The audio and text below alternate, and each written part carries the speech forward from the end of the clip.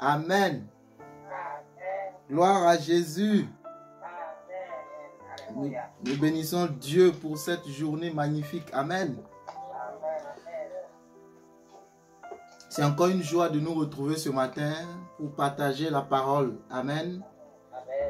Que ce soit à distance. Amen. L'essentiel, c'est que Dieu est avec nous. Amen. Éternel notre Seigneur, que ton nom est magnifique sur toute la terre. Ta majesté s'élève au-dessus des cieux. Par ta bouche, par la bouche des enfants et de ceux qui sont à la mamelle, tu as fondé ta gloire pour confondre tes adversaires, pour imposer silence à l'ennemi et aux vindicatifs. Quand je contemple les cieux, ouvrage de tes mains, la lune et les étoiles que tu as créées, qu'est-ce que l'homme pour que tu te souviennes de lui?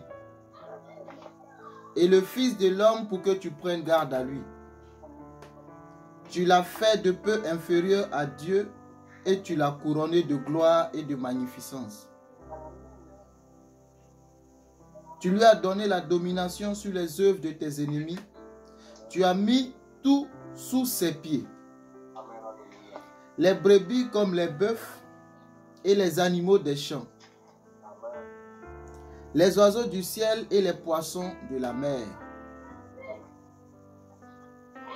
Tous ceux qui parcourent les sentiers des mers, l'Éternel, notre Dieu, que ton nom est magnifique sur toute la terre. Amen. C'est le psaume 8 que j'ai lu comme prière ce matin pour rendre gloire à notre Seigneur Jésus-Christ. Amen. Car c'est lui qui donne la vie. Qu'est-ce que l'homme pour que tu te souviennes de lui? Qu'est-ce que le Fils de l'homme pour que tu prennes garde à lui?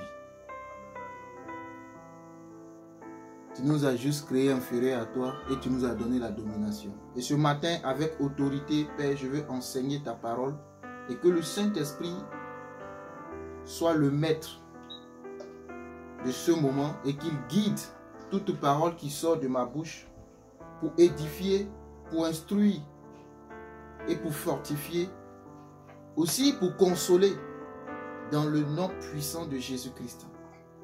Que toute la gloire te revienne. C'est au nom de Jésus-Christ que j'ai prié. Amen. Je suis dans la joie ce matin. Amen. Communique ta joie à quelqu'un. Amen. Je te communique ma joie. Amen. Je t'envoie ma joie. Reçois la joie. Amen. La Bible nous dit d'être en permanence dans la joie. Ça ne dépend pas des situations, mais ça dépend de Jésus-Christ. Amen. Qu'il fasse beau, qu'il fasse bizarre, je suis dans la joie. Amen. Ce matin, je veux nous entretenir autour d'un thème qui probablement, je vais le développer en plusieurs séries. Amen. C'est un thème rempli de révélations. Donc, lorsque je le préparais, je me suis rendu compte que je ne pouvais pas bâcler cette révélation que je recevais en allant trop vite parce que toi, tu es trop pressé. Amen. Moi, je vais aller tout doucement avec le rythme du Seigneur Jésus-Christ. Amen. Pour que nous puissions assimiler certaines réalités bibliques que nous allons étudier ensemble. Les femmes seront mises à l'honneur. Amen. Ce n'est pas parce que j'ai choisi de mettre les femmes à l'honneur, mais c'est en étudiant le texte que j'ai vu que la femme était mise à l'honneur. Amen. Parce que nous allons parler d'une femme. Alléluia. C'est vrai que ces temps-ci, je parle beaucoup des femmes, mais ce n'est pas choisi de parler des femmes, mais c'est Dieu qui choisit les thèmes et par le Saint-Esprit, je les développe. Amen. Nous allons parler de la femme de Samarie, la femme samaritaine. Donc les femmes, ouvrez grandement les oreilles. Ça ne veut pas dire que les hommes, vous devez vous déconnecter, parce que l'histoire nous concerne tous. Amen.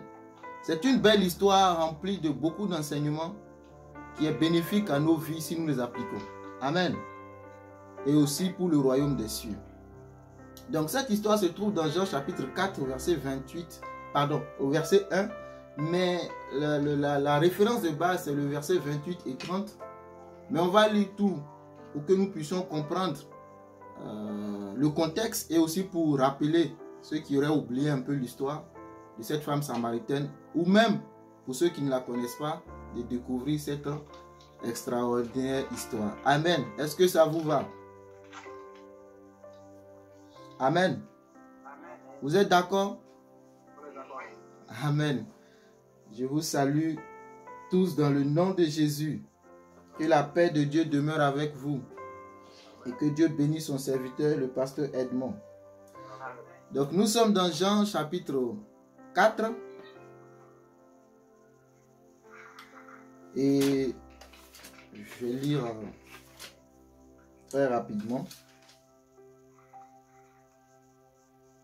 La femme samaritaine. Le Seigneur sut que les pharisiens avaient appris qu'il faisait et baptisait plus de disciples que Jean. Toutefois, j'entends les pages encore tourner, donc j'attends un peu. Que tout le monde soit à Jean chapitre 4. Amen. Tout le monde a trouvé le texte? Ok, donc on peut prendre notre envol. Merci Seigneur. Le Seigneur sut que les pharisiens avaient appris qu'il faisait et baptisait plus de disciples que Jean. Toutefois, Jésus ne baptisait pas lui-même, mais c'était ses disciples. Alors il quitta la Judée et retourna en Galilée. Comme il fallait qu'il passât par la Samarie, il arriva dans une ville de Samarie nommée Sychar, près du champ de Jacob, près du champ que Jacob avait donné à Joseph, son fils. Là se trouvait le puits de Jacob. Jésus, fatigué du voyage, était assis au bord du puits. C'était environ la 6e heure. Une femme de Samarie vint puiser de l'eau. Jésus lui dit, « Donne-moi à boire. » Jésus a soif. Car ses disciples étaient allés à la ville pour acheter des vivres. La femme samaritaine lui dit, « Comment toi qui es juif, me demandes-tu à boire, à moi qui suis une femme samaritaine? » Les Juifs, en effet, n'ont pas de relation avec les Samaritains. Jésus lui répondit, « Si tu connaissais le don de Dieu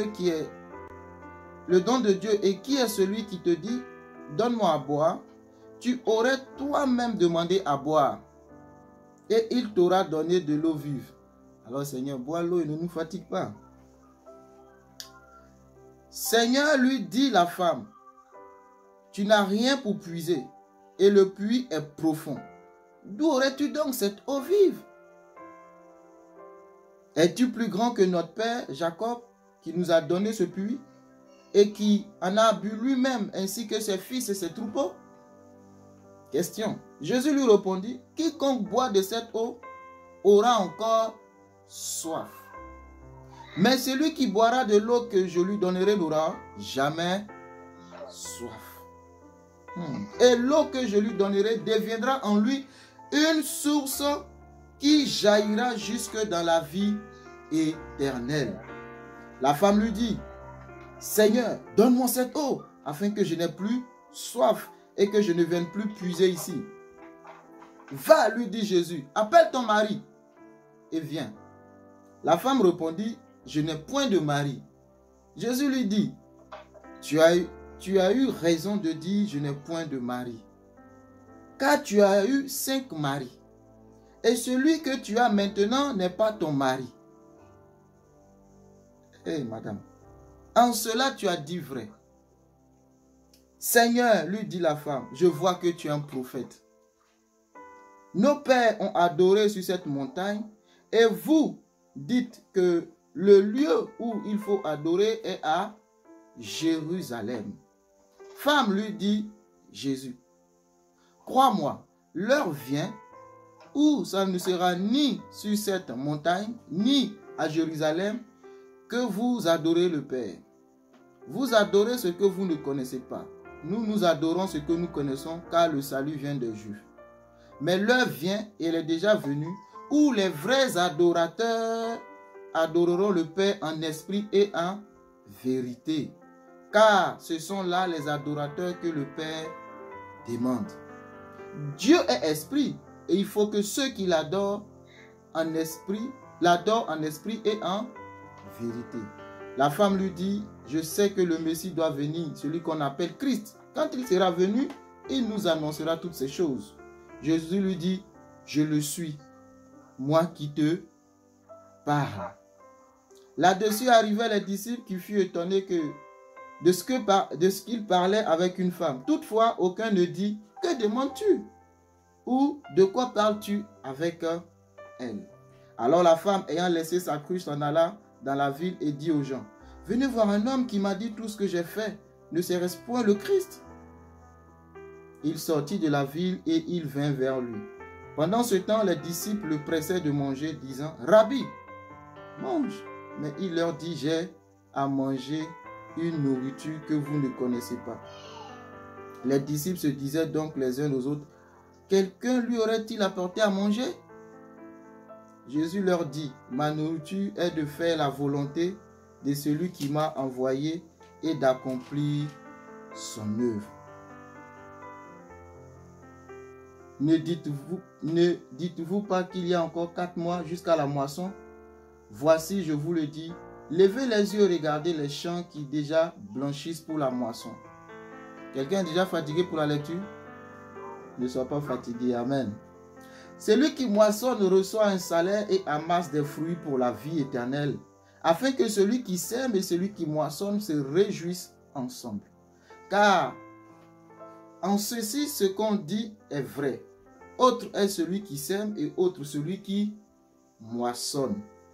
Je vous ai envoyé moissonner ce que vous n'avez pas travaillé. D'autres ont travaillé et vous êtes entrés dans leur champ. Plusieurs Samaritains de cette ville crurent en Jésus à cause de cette déclaration formelle de la femme. Il m'a dit tout ce que j'ai fait. Aussi, quand les Samaritains vinrent le trouver, ils le prièrent de rester auprès d'eux. Et il resta là 2 jours. Un beaucoup plus grand nombre crut à cause de sa parole. Il disait à la femme, ce n'est plus à cause de ce que tu as dit que nous croyons, car nous l'avons entendu nous-mêmes. Et nous savons qu'il est vraiment le sauveur du monde. Alléluia, gloire à Jésus pour sa parole. Nous croyons vraiment qu'il est le sauveur du monde. Parce que nous l'avons nous-mêmes entendu. Est-ce que tu entends encore la voix de Dieu dans ta vie? Amen. Oh Seigneur, j'aime ta parole. Qu'elle nous fasse du bien et qu'elle nous aide à en posséder notre héritage. Au nom de Christ Jésus. Amen.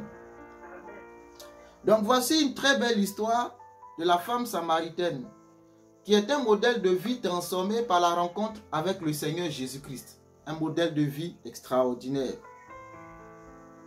L'objectif principal de Dieu dans notre vie, c'est de nous transformer et de faire de nous des disciples, c'est-à-dire des gagnants d'âme. Donc la préoccupation première du ciel, du royaume des cieux, c'est que des vies soient sauvées pour la gloire de Jésus-Christ. Et très généralement, quand nous étudions les Écritures, nous nous rendons compte que pour accomplir ce but, cet objectif qu'il s'est donné lui-même, Dieu, il se sert des personnes qui, en apparence, sont des personnes rejetées par la société. Des personnes qui n'ont pas forcément la qualification pour accomplir cette belle et grande œuvre que le Seigneur Jésus-Christ nous a donnée. Amen. En agissant ici, c'est-à-dire en prenant des personnes qui ne sont pas qualifiées, Dieu veut simplement qu'en fin de compte, la gloire lui revienne. Alléluia. C'est pourquoi il prend les choses viles de ce monde, les choses sans valeur, pour confondre les choses sages selon les standards de ce monde. Amen. Quand Dieu vient dans ta vie, l'objectif c'est de te faire briller, te donner un témoignage, afin que tu deviennes un vase d'honneur pour sa gloire. Alléluia. Quand il te transforme, les projecteurs désormais seront braqués sur toi. Et au fait, derrière, il faut comprendre qu'il y a un metteur en scène qui s'appelle Dieu. Et que toi, tu n'es juste un canal un instrument pour la manifestation de sa gloire. Amen. Tu n'as rien fait. C'est ce que je peux appeler ou ce que nous pouvons définir comme la grâce ou la faveur imméritée qui vient grand les bras ouverts vers nous. Tout ce qu'il nous demande pour jouir de cette bénédiction qu'il nous réserve, c'est juste croire. Alléluia. C'est juste croire. La Bible nous parle de la femme samaritaine sans nous donner son nom. J'aurais aimé savoir son nom. Amen. Peut-être Estelle. Je ne sais pas. Mais en réfléchissant, je me suis rendu compte que c'est fait sciemment, c'est fait exprès que nous ne sachions pas le nom de cette femme samaritaine. Parce que Dieu, comme toujours d'ailleurs, quand il vient dans la vie d'un homme, il ne voit pas que seulement cette personne. Mais il voit derrière cette personne toute une multitude à gagner. Amen. Donc au travers de cette femme samaritaine qui n'a pas été nommée, Dieu veut gagner toute la Samarie. Mais il a toujours besoin d'un seul. Pas de plusieurs, d'un seul. D'une seule personne qui va se disposer, d'une seule personne qui va accepter de recevoir la révélation qui va transformer sa vie et devenir un instrument de gloire. Un instrument de gloire pour son œuvre. Alléluia. Une femme qui avait une vie, selon le texte que nous venons de lire, qui, bon, quand on lit, on a envie de lui poser des questions, c'est-à-dire à la femme samaritaine, comment tu t'arranges pour te retrouver à 6 hommes dans ta vie? Qu'est-ce qui n'a pas marché? Ou on est tenté de lui jeter tout de suite la pierre en la traitant de femme de mauvaise vie. Une réputation mauvaise. C'est une femme à ne pas fréquenter. Mieux, on pourra la comparer pour certains à une prostituée. Mais voici que Jésus-Christ, notre Seigneur, justement, s'est choisi ce type de personnes qui sont rejetées, qui n'ont pas de considération aux yeux des hommes, et en faire d'eux des vases de gloire. Et je veux prier ce matin que la grâce de Dieu te localise, afin que tu puisses occuper pleinement la destinée prophétique que le ciel t'a assignée. Alléluia. Maintenant, revenons dans notre texte pour comprendre certaines vérités. Le besoin de la femme samaritaine sera le premier point que nous allons traiter. Elle avait un besoin. Ensuite, le prétexte de Jésus pour pouvoir dialoguer avec elle, la rencontre avec Jésus, la révélation qu'elle reçoit, la transformation de sa vie qui fait d'elle une évangéliste pour toute sa nation. Amen. L'histoire commence par dire que Jésus était fatigué. Amen. Et que Jésus devait aller en Samarie.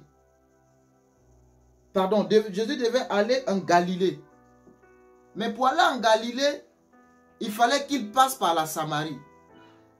Est-ce qu'il n'y a pas d'autre voie pour aller en Galilée? Moi, je ne sais pas. Mais je sais que dans le programme de Dieu, de Jésus-Christ, dans son plan d'évangélisation, il avait prévu de passer par la Samarie. Pourquoi? Et ils arrivent justement dans cette ville de Samarie. Et Jésus, fatigué du voyage, parce que c'était un homme, nous n'oublions pas, fatigué du voyage, envoie ses disciples acheter de la nourriture pour qu'ils se restaurent physiquement. Vous êtes avec moi? Pour qu'ils se restaurent physiquement. Donc, il envoie les disciples. Notre Seigneur est un Dieu très, très, très sage, avec beaucoup de stratégie. Amen. Et pendant qu'il est au puits, il y a une femme qui vient puiser de l'eau. Et le puits, la Bible nous renseigne que c'est le puits de Jacob. La femme vient pour puiser de l'eau. Elle a un besoin d'eau. Et les Écritures disent que la femme est venue à la 6e heure. La 6e heure, c'est simplement veut dire qu'elle est venue à midi. C'est ça la 6e heure. Parce que là, chez les Juifs, à l'époque, la première heure, c'était 6 heures du matin. Amen. Donc là, la 6e heure, C'était à cette heure-là. Et à cette heure, quand j'ai essayé de faire parcourir les Écritures, je me rends compte que c'était une heure qui n'était pas forcément l'heure où les femmes sortent pour aller puiser de l'eau. Amen. Ils doivent être au fourneau. Merci, maman. Et certains dans les champs. Et certains derrière les brebis. Et c'est souvent ceux qui sont derrière les brebis qui viennent au puits pour abreuver leurs troupeaux. Mais les femmes travailleuses, comme la femme de Proverbe 31, elles ne viennent pas au puits à midi. Mais elles se lèvent très tôt pour aller puiser l'eau. Et elles repartent le soir vers fin de journée pour aller encore puiser l'eau pour la maison. Donc on est tenté de se poser une question. Pourquoi donc cette femme samaritaine se retrouve au puits à midi? Point d'interrogation. Mais avant de répondre à cette question, voyons voir le dialogue entre elle et Jésus-Christ. Il arriva dans une ville de Samarie nommée Sichar, près du champ de Jacob. Jésus était arrivé là. Et Jésus dit à la femme, donne-moi à boire. Et la femme va répondre à Jésus pour lui dire, qu'est-ce que la femme dit? Comment toi qui es juif, me demandes-tu à boire à moi qui suis une femme samaritaine? Jésus a soif. Comme toi et moi souvent, enfin tu as soif. Attends, mais fois donne-moi à boire. Comment toi tu es ivoirien, tu me demandes moi togolaise de l'eau à boire? En d'autres termes, il n'y a pas d'alliance entre nous. Il n'y a pas de partenariat entre nous. Rien ne nous relie. Mais si tu refuses de donner de l'eau à quelqu'un, ça sous-entend qu'en quelque sorte, vous êtes des ennemis. Vous êtes d'accord avec moi? Parce que l'eau, vraiment, la Bible, même pas la Bible, l'eau c'est source de vie. Et si tu refuses un verre d'eau à quelqu'un, tu souhaites sa mort.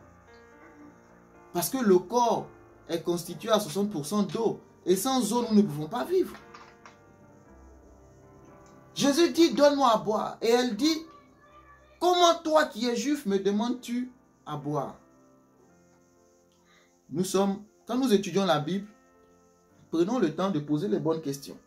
Alors la question est la suivante. Qu'est-ce qu'il s'est passé pour que cette femme samaritaine refuse de l'eau à Jésus-Christ qui est juif? Question. Je vous donne la parole. Vous savez que moi, quand je prêche, on prêche ensemble. Amen. Question. Celui qui a une réponse peut prendre la parole. Pourquoi la femme samaritaine refuse de l'eau à Jésus, disant qu'il n'y a rien entre les Juifs et nous les Samaritains?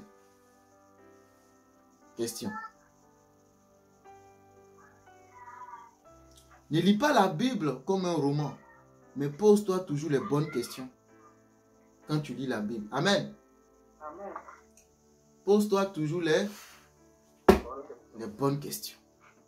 Parce que c'est en se posant les bonnes questions qu'on arrivera à mettre la main sur ce qui est la racine du mal. Couper les branches d'un arbre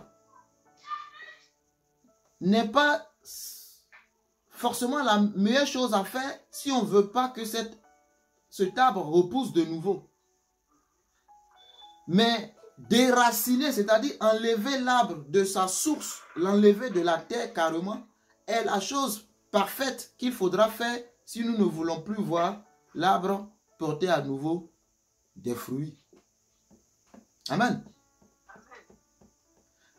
La femme samaritaine dit à Jésus, il n'y a pas de relation entre nous. Je ne peux pas te donner à boire. Il y a un interdit. Il y a quelque chose qui fait que nous, on ne peut pas s'entraider mutuellement. Alléluia. Vous voyez que je ne peux pas le prêcher en un dimanche. déjà ma question que je te pose, il me faut une réponse. Alléluia. Il y a un problème qui est là. Quand tu es médiateur dans une situation, quand tu arrives, il ne faut pas seulement écouter la... C'est vrai, tu écoutes la version tout un chacun, mais il faut aller à la racine du mal.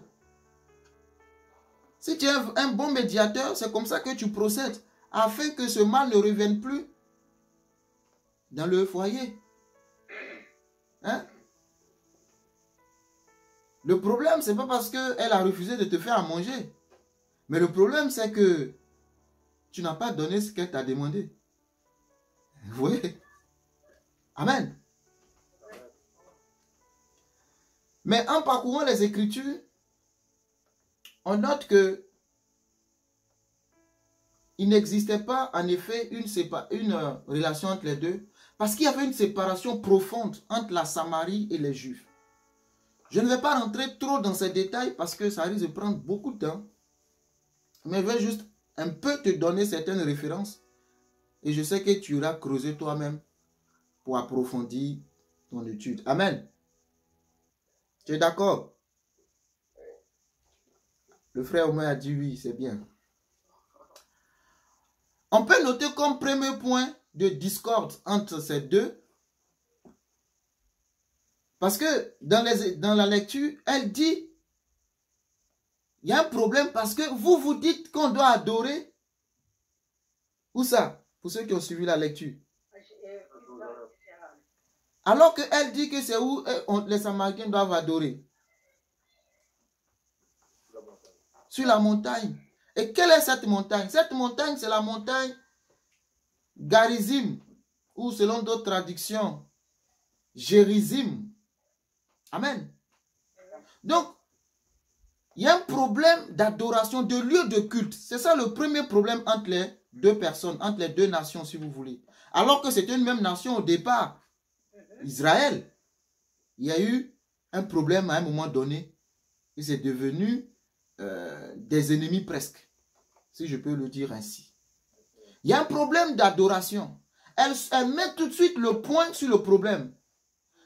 Vous dites qu'il faut adorer sur la montagne, pardon, en Jérusalem. En nous, c'est sur la montagne, comme l'ont fait nos pères. Il y a un problème de lieu d'adoration. Il y a un problème de culte, de lieu de culte. Comme aujourd'hui, hein, on peut avoir plusieurs, même, parlons pas des religions, mais parlons juste même du christianisme. On peut avoir plusieurs bords. D'autres diront qu'il faut se mettre à genoux devant des choses pour que Dieu nous exauce. Il faut passer par la mère attractrice de Jésus qui est Marie pour qu'elle, sans polémique quelconque, vraiment sans polémique quelconque, ce n'est pas mon objectif, mais c'est pour illustrer mes propos. D'autres diront que c'est nous qui avons la vérité, c'est chez nous il y a la vérité. D'autres diront non, c'est chez nous la vérité. D'autres diront que chez nous on ne porte pas chaussures, on se promène nu-pieds avec des boubous et des robes blanches. Vous voyez, ça crée plusieurs... Chacun dira que je suis de Jean, l'autre dira que je suis de Paul, l'autre dira que je suis de Pierre. Vous voyez que c'est une histoire qui ne date pas d'aujourd'hui. Amen. Au temps même de Jésus, il y avait déjà cette problématique et cette problématique a existé avant même Jésus. Et cette femme soulève le problème. Salomon a dit, il n'y a rien de nouveau sous les cieux. Rien de nouveau. Mais nous ne cherchons pas des polémiques, nous cherchons la vérité. Nous ne cherchons pas à convaincre qui que ce soit. Nous voulons juste suivre la parole de Christ, qui est la vérité. Amen. Qu'est-ce qu'elle nous dit, la parole de Dieu? Donc la femme dit, il faut adorer sur la montagne. Mais elle ne nomme pas cette montagne. Mais Jésus, vous voyez, dans sa réponse, il ne dit pas, madame, vous avez raison. Ou, ce sont les Juifs qui ont raison. J'aime Jésus. Quand vous étudiez Jésus, la vie de Jésus, quand on vient lui poser des questions, Jésus n'est pas là à débattre avec des gens. Jésus est là pour montrer le chemin à suivre à des gens. Si tu rentres dans des débats, tu n'es pas en train de faire la volonté parfaite de Dieu. Il faut montrer aux gens le chemin à suivre. Parce que toi, tu veux que les gens suivent. Non. Jésus ne dit pas, madame, c'est vrai, c'est sur la montagne. Ou bien c'est faux. Oh non, madame, vous avez tort. Non, Jésus ne dit pas tout ça. Jésus rentre dans une révélation profonde avec elle. Jésus veut montrer à la dame une autre manière de voir les choses. Il veut lui dire, madame, ce que tu dis, je n'ai pas dit que c'est faux, je n'ai pas dit que c'est vrai. Mais laisse-moi t'orienter autrement. Laisse-moi te dire que désormais, on ne parlera plus de montagne. Ce n'est ni sur la montagne qu'on va adorer. Amen. Ce n'est pas à Jérusalem qu'il faut aller adorer. Aujourd'hui, ce n'est pas prendre un billet d'avion pour se retrouver en Israël qu'on appelle une adoration. Mais il dit, l'heure vient. Elle est déjà venue. Où ce ne sera plus sur la montagne dont tu parles, Jérusalem, ni à Jérusalem qu'il faut adorer. Mais il faut adorer le Père en esprit et en vérité. Oh, j'aime la parole de Jésus. Il faut adorer le Père en esprit et en vérité. Pourquoi? Parce que Dieu qui nous a créés est esprit. Et si nous sommes descendants de Dieu, parce qu'il est source Père, alors que nous sommes d'accord que nous sommes aussi esprit. Alléluia. Dieu ne se voit pas avec les yeux. Mais Dieu se voit avec l'esprit. Parce qu'il est esprit. Madame, je suis d'accord que vos pères, et avant de poursuivre, ce que la dame dit n'est pas faux. Je vais vous donner les références tout à l'heure. Elle a une fondation. Elle a un fondement biblique sur lequel elle s'appuie. Alléluia. Elle n'est pas en train de raconter, voilà, non.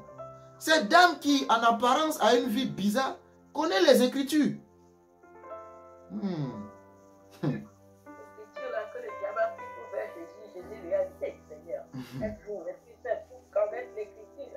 Amen. Cette dame connaît les Écritures. Enfin, elle connaît la loi de Moïse. Elle connaît ce qui est écrit. Mais Jésus est en train de dire à cette femme, laisse-moi te montrer un autre chemin. Sommes-nous dociles? Sommes-nous maniables entre les mains du Seigneur Jésus? N'avons-nous pas des préjugés, des idées arrêtées, conçues? Des fondations qui souvent ne viennent pas du royaume, mais parce que nous les avons reçues. Et sans nous poser les bonnes questions, nous acceptons tout ce qui sort. Et ainsi d'autres diront, je suis né comme ça. On nous a toujours dit que c'est comme ça. Comme la femme est en train de dire à Jésus-Christ. Chez nous, on nous a toujours dit que c'est sur la montagne de Jérusalem qu'il faut adorer. Mais Jésus dit, madame, tu n'as rien compris, madame. Laisse-moi t'enseigner, madame. Laisse-moi te dire que ce qu'il faut faire désormais.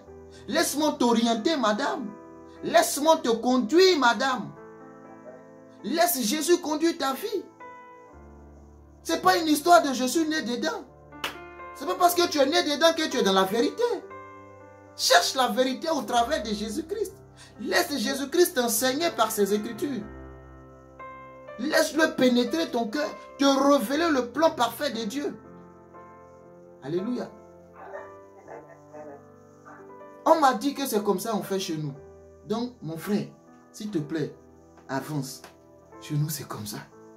Alléluia. Chez nous, c'est comme ça.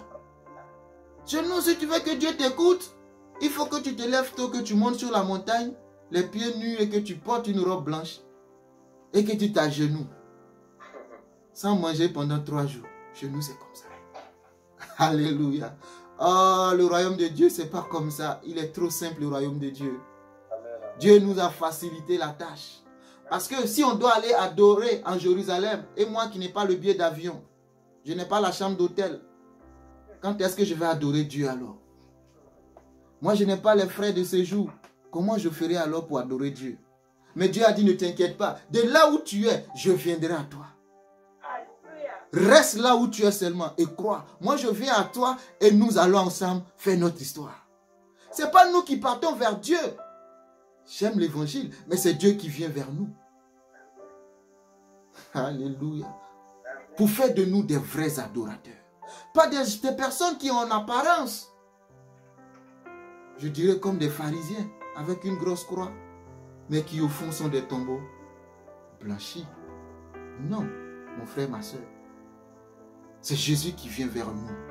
Parce que la Bible dit par Paul, que avant même que nous ne venions à Christ, nous étions encore dans nos péchés, Christ est venu pour nous et il est mort pour nous. Qui est venu?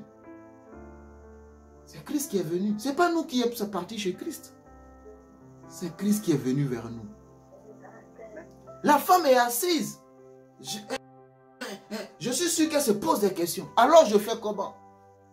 Moi, qu'on m'a toujours dit que c'est Gérazim qu'il faut adorer. Nos pères ont d'ailleurs adoré là-bas. Est-ce que je ne vais pas me faire excommunier? Celui qui, à cause de moi, abandonne son père et sa mère pour me suivre, recevra sa récompense sur cette terre. Mais il recevra encore la récompense dans la vie éternelle. La Bible a dit Jésus a dit à cette femme samaritaine, si tu crois de l'eau vive, tu deviendras une source. De l'eau vive jaillira de toi et elle sera une source. Aïe, j'aime ce mot. Une source. Une source veut dire que c'est une source. C'est-à-dire que ça viendra désormais à partir de toi. Amen. Et nous sommes dans... Il faut bien que je donne les références. Je n'ai pas dit que le frère nous a raconté des histoires. Dans Deutéronome chapitre 11, verset 29, je vais juste lire le verset 29 et aussi Deutéronome 27, verset 12, pour juste situer la montagne que parle cette femme, qui est biblique. La Bible dit, et lorsque l'Éternel ton Dieu t'aura fait entrer dans le pays dont tu vas prendre possession, tu prononceras la bénédiction sur la montagne de Garizim, Gérazim pour certaines versions, et la malédiction sur la montagne d'Ébal. C'est Dieu qui a dit. C'est sur cette montagne-là qu'il faut prononcer la bénédiction. Donc automatiquement, ça veut dire pour eux que pour avoir la bénédiction, il faut aller adorer sur cette montagne. Et Deutéronome 27, 12 dit, lorsque vous aurez passé le Jourdain, Siméon, Lévi, Judas, Issachar plutôt, Joseph et Benjamin se tiendront sur le mont Garizim pour bénir le peuple. Donc, c'est normal que les ancêtres de cette femme se disent que, mais attends, si Dieu lui-même a dit d'aller sur cette montagne pour bénir, pourquoi on va chercher des histoires ailleurs? Alléluia. Amen. Notre frère Charles est avec nous. Il est là, Charles? Non, il est aux toilettes. Ah, les femmes, les femmes. Amen. J'ai juste une pensée. Je ne sais pas, c'est juste une pensée. Que Dieu le bénisse. Amen. Donc, c'est qu'elle dit à un fondement. Amen. C'est qu'elle dit à un fondement. Sauf que la Bible dit que l'Ancien Testament est l'ombre des choses à venir. Si c'est l'ombre des choses à venir, moi, il a ça, je veux voir la chose physique. Et la chose physique, c'est manifestée par Jésus-Christ. Qui ne remet pas en question ce qu'elle dit, mais qui lui dit, parce que, écoutez ce qu'il dit, il dit désormais. Prêtez attention aux paroles de Jésus. Il dit désormais. Quand quelqu'un dit désormais, ça veut dire quoi? À partir d'aujourd'hui. Hier, tu faisais comme ça. Mais moi, je dis désormais dans cette maison. C'est à 20 h que tout le monde va dodo. Avant, toi, tu faisais dodo à 2 h du matin devant Netflix. Mais moi, je décide qu'à partir de maintenant, désormais dans cette maison, dodo à 20 h. Tu ne vas pas aimer. Alléluia. Jésus est en train de lui dire, désormais, maintenant, à partir du moment où tu m'as vu, à partir du moment où je suis rentré en toi, à partir du moment où j'ai dialogué avec toi, c'est que tu as eu depuis lors tout ce qu'on a mis dans ton esprit, de la manière dont on t'a phagocyté, de la manière dont on t'a enseigné. Oublie ces choses-là. Désormais, c'est mon enseignement qu'il faut devra suivre. Parce que je suis le chemin, je suis la vérité et je suis la vie. Tu veux la vie? Oublie ce qu'on t'a dit depuis longtemps. Tu veux la vie? Oublie ce qu'on t'a enseigné depuis longtemps. Non. Moi, je suis arrivé pour vous donner la vie. Si la montagne pouvait sauver, moi, Jésus, je ne serais pas venu. C'est parce que la montagne ne pouvait pas vous sauver que je suis venu pour vous donner la vie. Alléluia. Donc, le premier problème apparent, c'est le problème du lieu de culte. Et le mont Gérazim était le lieu sacré pour eux. Et comment cette famille, un même peuple arrive à ne plus en parler le même langage concernant l'adoration? Vous voyez pas que c'est pareil aujourd'hui? Comment des hommes qui sortent du même Dieu n'arrivent plus à parler le même langage concernant l'adoration? Effectivement, comme d'habitude d'ailleurs, le peuple a péché. Et Dieu, quand vous étudiez la vie de Moïse, la vie de Josué, Josué d'ailleurs, quand il finit son ministère sur terre, il a bien dit au peuple que restez fidèles et attachés à l'Éternel. Parce que si vous vous détournez de l'Éternel, l'Éternel viendra vous exterminer. Il vous amènera en captivité. Amen. Et lorsque nous lisons 2 Rois 17, au verset 1 et le verset 24, on voit que le roi d'Assyrie est venu assiéger, le roi d'Assyrie est venu assiéger la Samarie. Il a pris les enfants, il est parti. Il en a laissé d'autres. Et il a envoyé lui son peuple. Je te relate un peu l'histoire comme ça, tu peux trouver dans 2 Rois 17. Je ne vais pas vraiment rentrer dans le détail, sinon on ne va pas s'en sortir. Mais j'essaie de te mettre dans le contexte. Donc, il y a une partie qui est restée et le roi a envoyé les Assyriens venir là adorer. Et eux, ils sont venus avec leur tradition, leur manière d'adorer. Et quand ils ont commencé à adorer leur faux Dieu, des lions sont venus et ont commencé à les tuer. Et ils ont eu peur. Et pour raccourcir, l'histoire est remontée aux oreilles du roi. Et le roi a dit, bon, dans ce cas, on va prendre quelqu'un qui connaisse leur loi de leur Dieu pour enseigner. Voici comment il y a eu le mélange entre la loi de Dieu et la loi des faux dieux assyriens. Amen. Vous trouverez cette histoire dans 2 Rois 17, pour ceux qui aiment bien comprendre. Amen. Donc les ennemis de Juda et de Benjamin, dans Ezra 4, 1 à 3, que je lis, les ennemis de Juda et de Benjamin apprirent que les fils de la captivité bâtissaient un temple à l'Éternel, le Dieu d'Israël. Ils vinrent auprès de Zorobabel et les chefs de famille et leur dit, nous bâtirons avec vous, car comme vous, nous invoquons votre Dieu. Et nous lui offrons des sacrifices depuis le temps d'Esar-Adon, roi d'Assyrie, qui nous a fait monter ici. Voyez, je te mets un peu dans le contexte. Mais leur offrande fut déclinée. Verset 3. Mais Zorobabel, Josué et les autres, pardon, leur offre, pas leur offrande, leur offre, leur proposition de les aider fut déclinée parce que Josué était un homme qui marchait par l'esprit. Mais Zorobabel, Josué et les autres chefs de famille d'Israël leur répondirent, ce n'est pas à vous et à nous de bâtir la maison de notre Dieu. Nous la bâtirons nous seuls à l'Éternel, le Dieu d'Israël, comme nous l'a ordonné le roi Cyrus, roi de Perse. Vous voyez, les hommes sont catégoriques. Il ne faut pas laisser les gens de l'autre côté venir mélanger ton histoire à cause d'argent. Comme je n'ai pas l'argent pour bâtir, c'est des gens qui adorent de faux dieux qui vont te faire des propositions pour que tu bâtisses le temple de Dieu. Il ne faut pas accepter. Si tu veux bâtir le temple de Dieu, sois d'abord un adorateur de ce Dieu-là. Mais nous manquons souvent de sagesse. On court demander des moyens à ceux qui n'adorent pas le Dieu que nous servons. On dira, Dieu utilise qui il veut. Mais bon, avançons. Face à ce refus, ils montraient leur visage en intimidant le peuple en s'opposant à la construction. Maintenant, vous voyez voir ce qui va se passer parce qu'ils ont discerné au verset 4. Alors les gens du pays décourageaient le peuple de Juda. Ils l'intimidaient pour l'empêcher de bâtir. Verset 5. Et il gagnait à prix d'argent des conseillers pour faire échouer son entreprise. Il en fut ainsi pendant toute la vie de Cyrus, roi des Perses, et jusqu'au règne de Darius, roi des Perses. Vous voyez?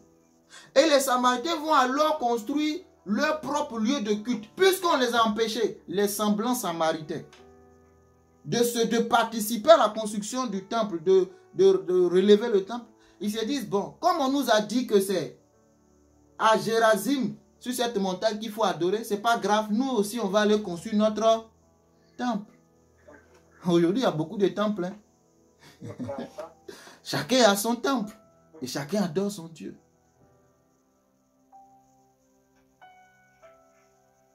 Les francs-maçons ont leur temple, les Jésus-Chrétiens ont leur temple, Bouddha a son temple, hein? Mahomet, ceux qui sont de l'autre côté de l'islam ont leur temple, les chrétiens, entre eux aussi, il y a les célestes qui ont leur temple, ceux qui ne portent pas chaussures ont leur temple, ceux qui disent que c'est ceux qui ont la vérité aussi, ils ont leur temple, ceux qui disent que c'est aussi ceux qui ont la vérité, ils ont leur temple. Enfin, chacun a son temple. Mais Jésus a dit, ce n'est pas dans un temple physique que j'ai besoin d'être adoré. C'est ta vie qui doit être une adoration. Alléluia. Voici un peu là où vient le problème majeur entre les Juifs et les Samaritains. La séparation du royaume du Nord, Israël, avait pour capitale la Samarie, hein, avec le royaume du Sud. C'était un même pays, Israël. Donc, on voit que Samarie est la capitale du Nord et Jérusalem est la capitale du Sud. Division. Dans un pays, c'est une seule capitale. Quand un pays commence à avoir ce genre de pensée, la division n'est pas loin. Amen. L'introduction du culte aux dieux étrangers qui avait suscité la colère de Dieu, parce que quand vous adorez un autre Dieu, vous allez attirer la colère de Dieu sur vous. Vous ne pouvez pas aller contre les lois de Dieu, contre les principes de Dieu et vouloir toujours vivre la paix. Il ne faut pas se blaguer, enfant de Dieu. Vous ne pouvez pas aller contre tous les principes de Dieu. Dire que aujourd'hui par exemple, comme on l'entend, que la loi de la nation doit être au-dessus de toute autre loi. La loi républicaine. Ça veut dire que même au-dessus de la parole de Dieu, on doit mettre la loi républicaine. Un exemple, on dit mariage pour tous. La loi républicaine, la loi de l'Europe dit mariage pour tous. Mais toi, tu es enfant de Dieu, la Bible te dit que c'est une abomination. Maintenant, à quelle loi toi tu dois croire? Bon, écoute, Dieu, c'est lui qui a établi les autorités. Ça fait quoi si j'accepte le mariage pour tous? La Bible dit d'obéir aux autorités. Mon ami, tu vas à la perdition. Alléluia. Tu vas à la perdition. Jésus a dit, à cause de moi, ton père, ta mère te haïra. Celui même qui t'a mis au monde, il y aura problème entre vous si vous ne parlez pas le même langage de Jésus-Christ. À plus forte raison. Bon, fermons son parenthèse. Continuons. Il ne faut pas que je parte dans d'autres choses. Continuons notre histoire. Amen. Et on va bientôt terminer. C'est juste l'introduction que je fais avec toi. Donc, la colère de Dieu est arrivée comme Josué a prophétisé, si vous lisez Josué 24. Si vous le faites, le malheur va arriver. Le malheur est arrivé, on était dans la loi, rappelez-vous. Et cela a entraîné la déportation et finalement le métissage avec le peuple étranger. C'était formellement interdit de ne pas se mélanger avec les dieux étrangers. Les personnes étrangères, quand vous parcourez la Bible dit non, il ne faut pas se mettre avec les personnes étrangères. Ceux que vous allez trouver sur place, ne prenez pas leurs fils, ne prenez pas leurs femmes, n'adorez pas vers leur Dieu. Il y a eu le métissage. Et ça a créé une fracture importante entre les deux capitales. Donc d'un côté, nous c'est à Jérusalem qu'il faut adorer. Et vous les Juifs, vous dites c'est à Jérusalem. Tous ces éléments étaient source de différences irréconciliables. Si bien que les Juifs considéraient les Samaritains comme le rebut de l'humanité. C'est fort. Vous voyez jusqu'où c'est arrivé? On peut voir ça dans Jean 8, 48. Où on les traite de démons. C'est nous qui avons la vérité. Vous, vous êtes des démons. Personne n'a la vérité. La vérité, c'est Jésus-Christ. Est-ce que tu as Jésus-Christ? Oui, tu as la vérité. Point. Alléluia. Et il n'avait pas de relation avec eux. C'est ce que la femme dit en Jean 4, 9. Il n'y a pas de relation envers nous. Mais Jésus, en venant vers cette femme samaritaine, son but numéro 1, c'est de renverser ses barrières. C'est de restituer les choses comme le Père a voulu. C'est de dire au règne de Dieu. Jésus a dit quand vous priez, dites que le règne de Dieu vienne. Que ta volonté, excusez-moi, que ta volonté soit faite sur la terre comme au ciel. Amen. C'est pour briser les barrières, les raisonnements.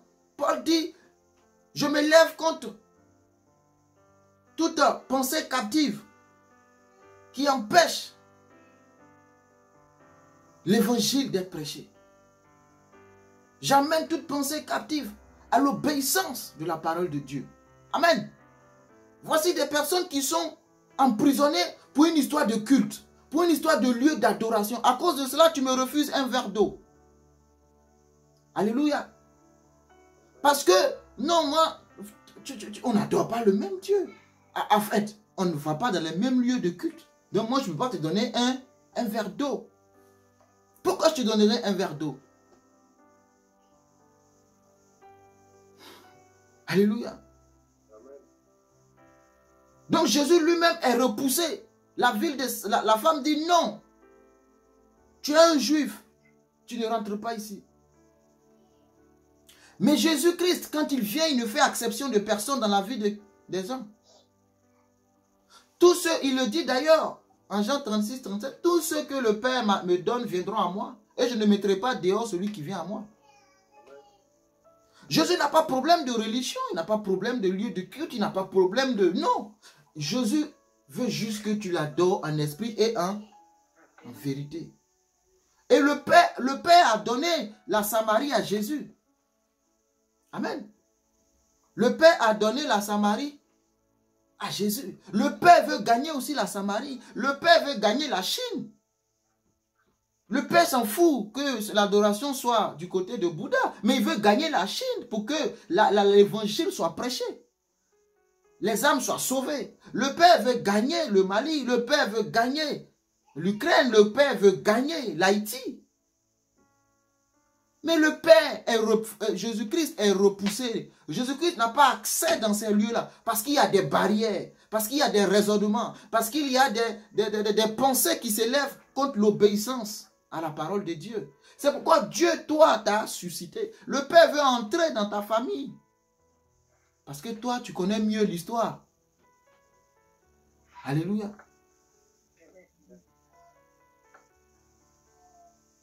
La Samarie devait être gagnée. Et pour conclure sur cette partie et m'arrêter,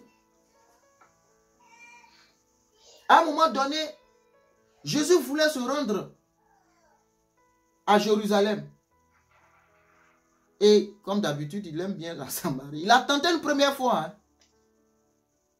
Jésus a tenté une première fois d'entrer en Samarie, n'a pas pu. C'est ce que je vais vous dire terminé. Il avait le cœur de gagner la Samarie. Il savait le problème profond qui existait. Il a tenté une première fois. On voit cette histoire dans Luc 9, 54. Donc Jésus a envoyé des messagers pour lui préparer un logement dans un village de Samarie.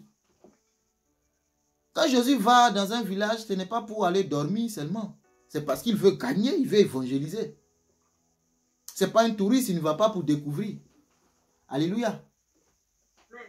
Jésus n'est pas un touriste. Jésus va pour gagner des vies. Donc, il tente d'aller là-bas. Il envoie des messagers pour aller préparer son chemin. Mais qu'est-ce qui s'est passé? Les Samaritains lui avaient refusé le village. Là, ils ont refusé Jésus. Parce que Jésus n'était pas lui-même parti en personne. Il envoyait des gens. Hey! Il y a des endroits où c'est Jésus en personne qui doit entrer. Ce n'est pas des lettres de recommandation. Alléluia. Quelqu'un me suit? Jésus a été refusé. Refusé par les messagers, parce que les messagers, pardon, de manière directe, indirecte, pardon, parce qu'il a envoyé des messagers. Si le pasteur Edmond m'envoie faire une course que je suis refusé, quand je reviens, qui est refusé?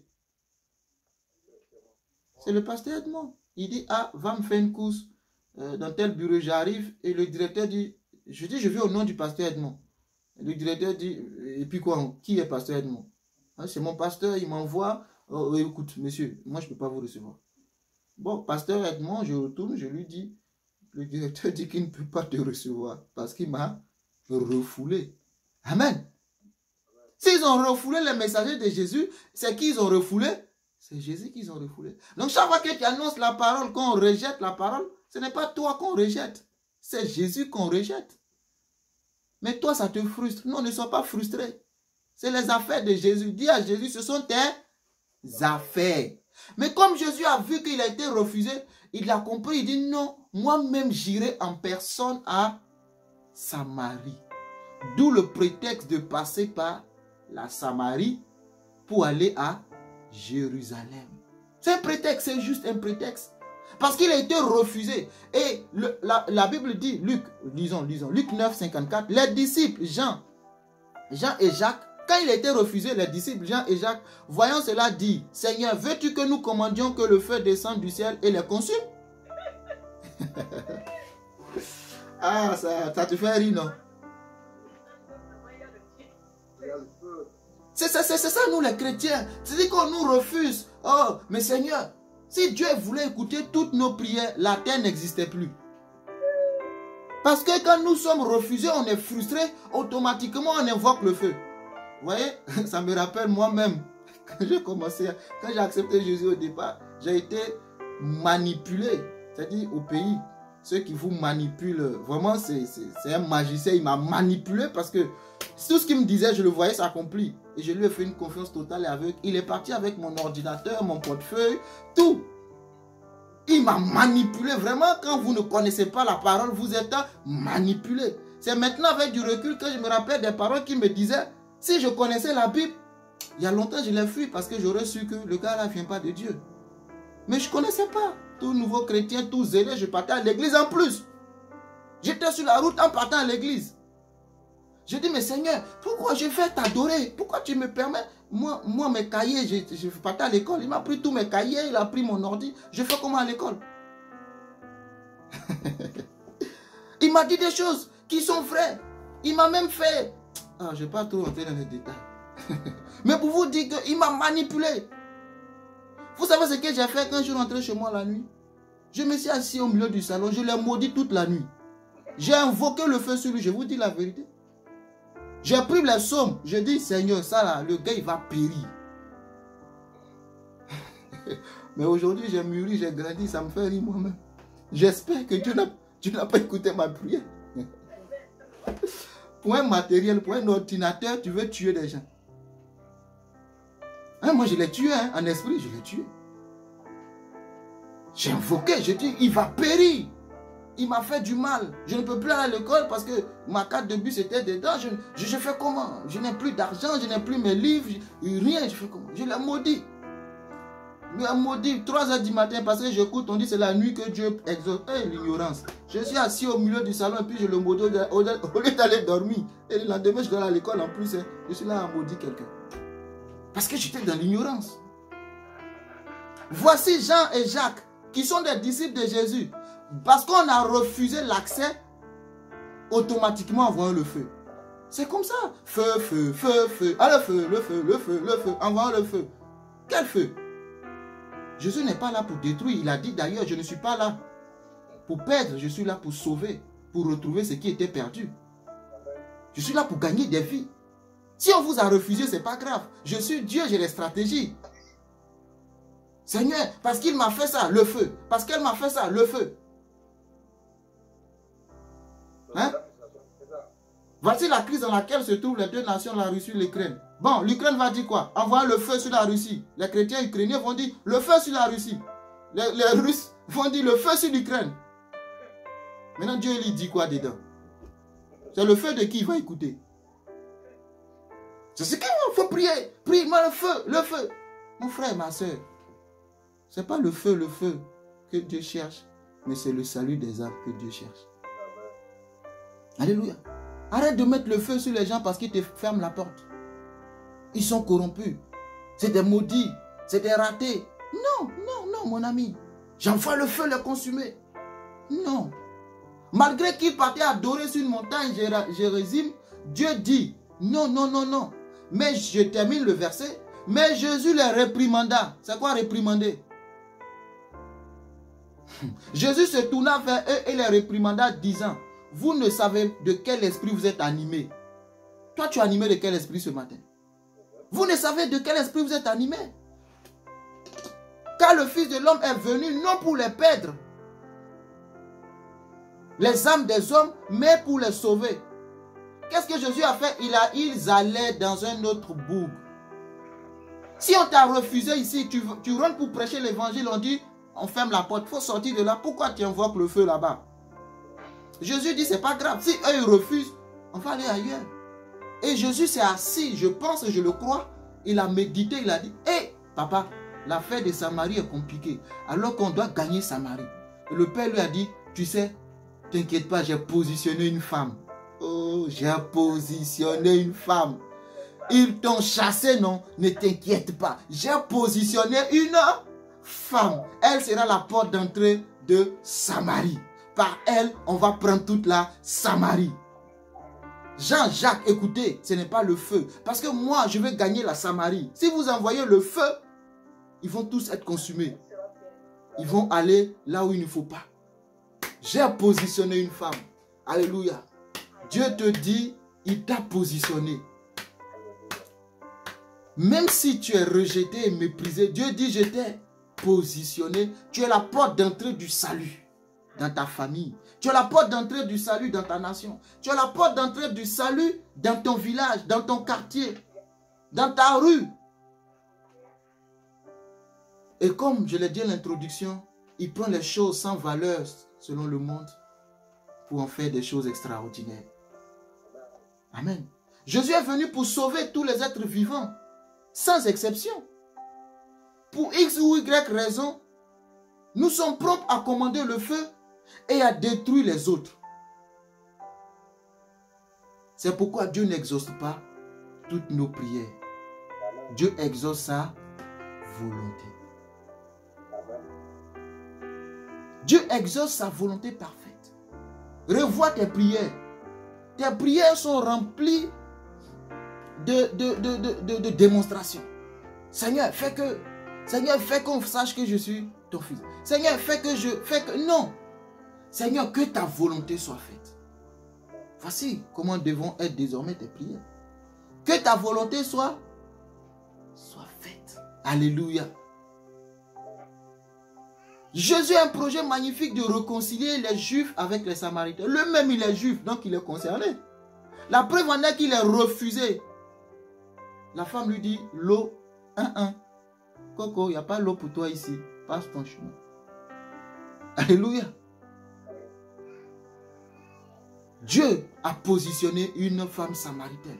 Une femme qui sort à midi pour puiser parce qu'elle fuyait le regard des autres.